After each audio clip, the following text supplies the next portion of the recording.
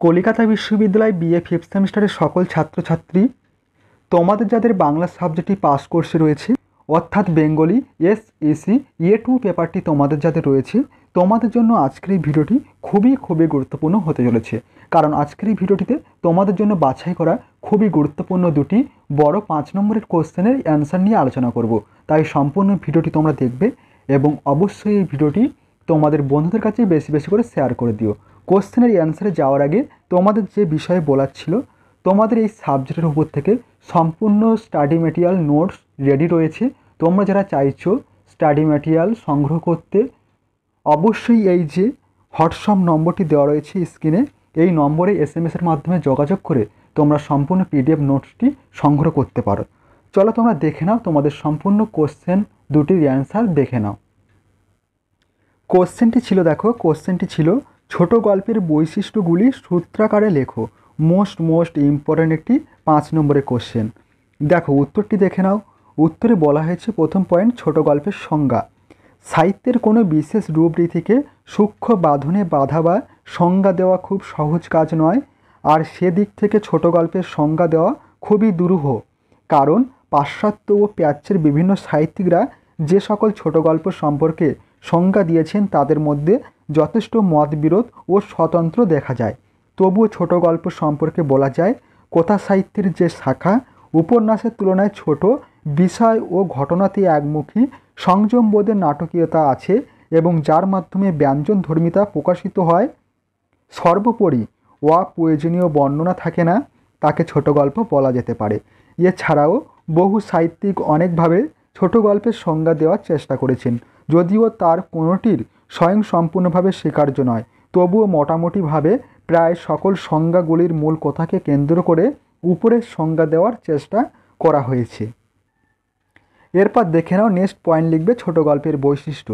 ছোট গল্পের বৈশিষ্ট্যগুলি নিম্নে আলোচনা করা হলো। 1 নম্বর বৈশিষ্ট্য, ছোট গল্পের প্রাণ হবে খুবই ছোট, অর্থাৎ বিষয় হবে খুবই ছোট। 2 নম্বর বৈশিষ্ট্য, ছোট গল্পের বিষয়ে বাহ্যিক কোনো বর্ণনা বা অপ্রয়োজনীয় বর্ণনা থাকবে না। 3 নম্বর বৈশিষ্ট্য, রবীন্দ্রনাথের মত অনুযায়ী ছোট গল্পের সমাপ্তি হবে এমনভাবে যেখানে মন তৃপ্তি পাবে না, শেষ করতে ইচ্ছা থাকবে না, পাঠকের পরবর্তী ঘটনা জানার আগ্রহে মন ভরে থাকবে। 4 নম্বর বৈশিষ্ট্য, ছোট গল্পের বিষয়বস্তুর মধ্যে সংযম বোধ থাকবে। 5 নম্বর বৈশিষ্ট্য, নাটকীয়তা, সংঘাত, ব্যঞ্জনধর্মিতা ছোট গল্পের অন্যতম উল্লেখযোগ্য বৈশিষ্ট্য। 6 নম্বর বৈশিষ্ট্য, ছোট গল্পের মধ্যে ঘটনার একটি শীর্ষ মুহূর্ত বা ক্লাইম্যাক্স থাকবে, যেখানে গল্পের বিষয়বস্তু বাঁক নিয়ে অনন্য হয়ে উঠতে পারে। এবং সর্বশেষ পয়েন্ট, উপসংহার। ছোট গল্প হলো আঁটো রচনা। উপন্যাসের মতো নানা ঘটনা বা কাহিনীর বিস্তৃতি ছোট গল্পে থাকে না। ঘটনা উপস্থাপনায় নাটকীয় কৌশল বা চমক থাকে এবং ছোট গল্পের সমাপ্তি হয় চমকপূর্ণভাবে। এই ছিল তোমাদের সম্পূর্ণ কোশ্চেনটির অ্যান্সার। এরপর দেখে নাও তোমরা দ্বিতীয় মোস্ট ইম্পর্টেন্ট কোশ্চেনটির অ্যান্সার দেখে নাও।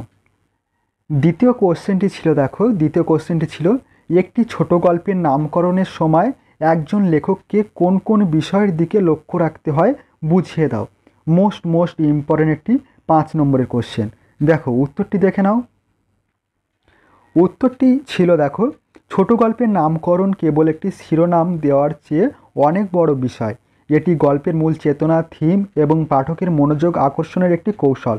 একজন লেখককে ছোট গল্পের নামকরণের সময় নিম্নলিখিত যে বিষয়গুলো বিবেচনা করতে হবে সেগুলি হলো: 1. গল্পের মূল থিম। নামটি গল্পের মূল বিষয় বা থিমকে প্রতিফলিত করবে। উদাহরণস্বরূপ, যদি গল্পটি প্রেমের বিষয়বস্তু নিয়ে হয় তাহলে নামটি প্রেমের কোনো একটি দিককেই নির্দেশ করতে পারে।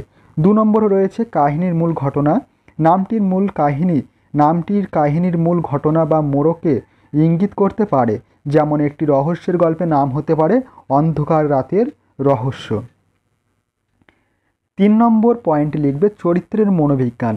নামটি গল্পের মূল চরিত্রের মনোবিজ্ঞানের একটি প্রতিচ্ছবি হতে পারে। 4 নম্বর পাঠকের কৌতূহল। নামটি এমন হওয়া উচিত যাতে পাঠক কৌতূহল বোধ করে এবং গল্পটি পড়তে উৎসাহিত হয়। 5 নম্বর সংক্ষিপ্ত এবং স্মরণীয়। নামটি অতিরিক্ত দীর্ঘ বা জটিল হওয়া উচিত নয়, এটি সহজে মনে রাখার মতো হওয়া উচিত। এবং 6 নম্বর পয়েন্ট অনন্যতা, নামটি অন্য গল্পের নামের সাথে মিল থাকবে না। 7 নম্বর পয়েন্ট গল্পের শৈলীর সাথে সঙ্গতি, নামটি গল্পের শৈলীর সাথে মানানসই হবে, যেমন একটি হাস্য রসাত্মক গল্পের নাম হাস্য রসাত্মক হতে পারে। উদাহরণস্বরূপ দেখো বলা হয়েছে, গল্প একজন মানুষ তার অতীতের ভুলের জন্য অনুশোচনা করে, সম্ভাব্য নাম অতীতের ছায়া, অনুশোচনার বোঝা, পাথরের হৃদয়। এরপর দেখে নাও সর্বশেষ পয়েন্ট সারসংক্ষেপ। একটি ভালো নাম গল্পকে জীবন্ত করে তুলতে পারে, তাই লেখকদের উচিত গল্পের মূল বিষয়, কাহিনী, চরিত্র এবং পাঠকের মনোযোগ আকর্ষণের দিকগুলো বিবেচনা করে নাম নির্বাচন করা। এই ছিল তোমাদের সম্পূর্ণ কোশ্চেন দুটির অ্যান্সার।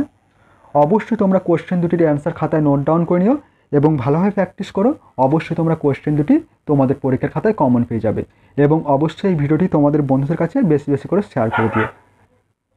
এবং তোমরা যারা আমার এই চ্যানেলে নতুন আছো, অবশ্যই তোমরা চ্যানেলটি সাবস্ক্রাইব করে রেখো এই ধরনের গুরুত্বপূর্ণ ভিডিও আরও পাওয়ার জন্য।